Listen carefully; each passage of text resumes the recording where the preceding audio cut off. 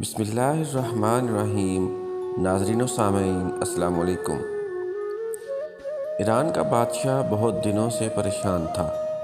یوں تو ہر طرف خوشحالی کا دور تھا، مگر بادشاہ کی پریشانی کی وجہ اس کی اکلوتی بیٹی شہزادی ثنا تھی۔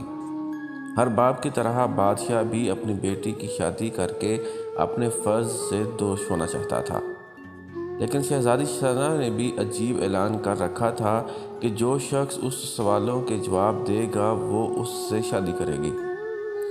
آس پاس کی ریاستوں کے کئی شہزادے آئے مگر ناکام لوٹ گئے۔ اس ملک میں نوجوان طالب علم بھی رہتا تھا، اس کا نام اعظم تھا۔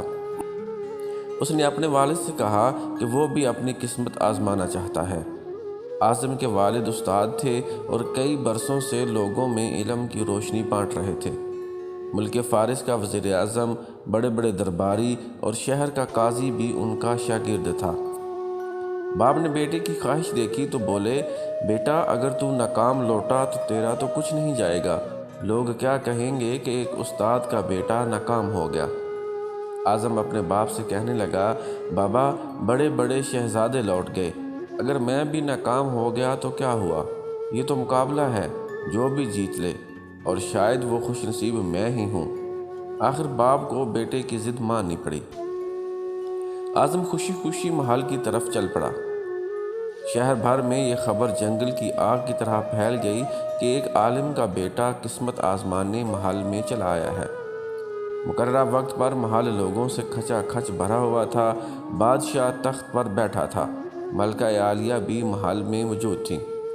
وزیر، امیر، درباری اور عوام الناس سب دربار میں موجود تھے۔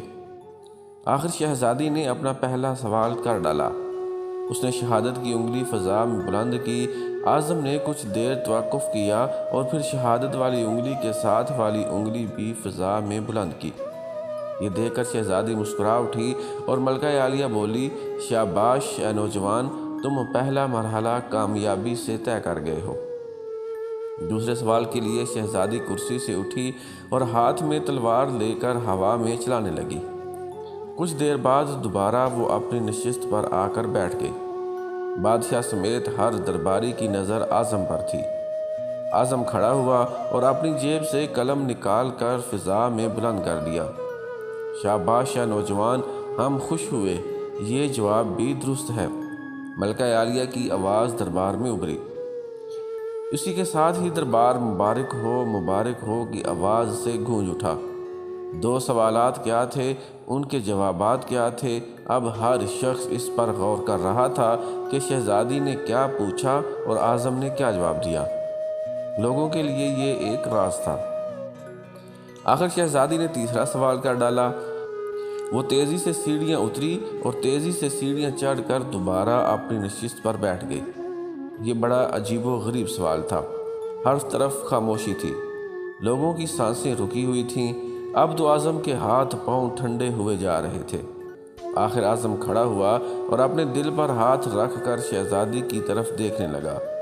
مرحبا مرحبا اے نوجوان، مبارک ہو، شہزادی نے تمہیں پسند کر لیا۔ ملکہ عالیہ کی آواز کے ساتھ ہی شہزادی ثنا شرما کر محل کے اندرونی حصے میں چلی گئی اور محل مبارکباد کی آواز سے گونج اٹھا۔ لوگ خوشی سے جھوم رہے تھے۔ وہ دل ہی دل میں اللہ کا شکر ادا کر رہا تھا جس نے اسے یہ اعزاز بخشا تھا۔ بادشاہ نے اعظم سے پوچھا، اے نوجوان، ملکہ عالیہ کو تو تم نے مطمئن کر دیا، اب یہ بتاؤ کہ تم سے کیا پوچھا گیا تھا اور تم نے کیا جواب دیا؟ اگر تم نے ایک بھی غلط جواب دیا تو تمہاری گردن مار دی جائے گی۔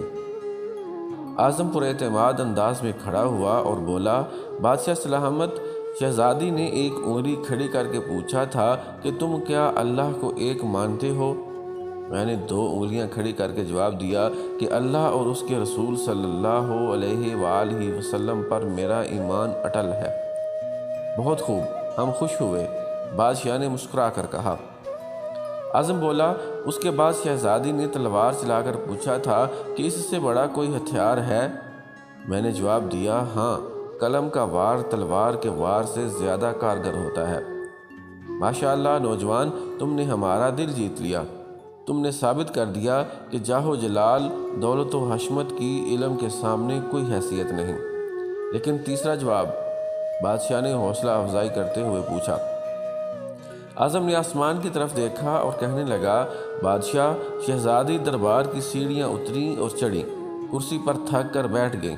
انہوں نے پوچھا تھا کہ میں تھک چکی ہوں، لیکن میرے جسم کی ایک چیز نہیں تھکی۔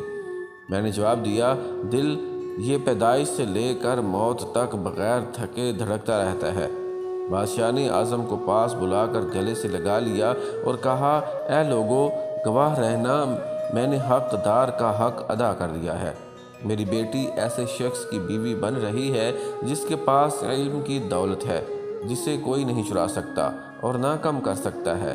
بادشاہ نے اسی وقت خوشی خوشی اعظم اور شہزادی ثنا کی شادی طے کر دی۔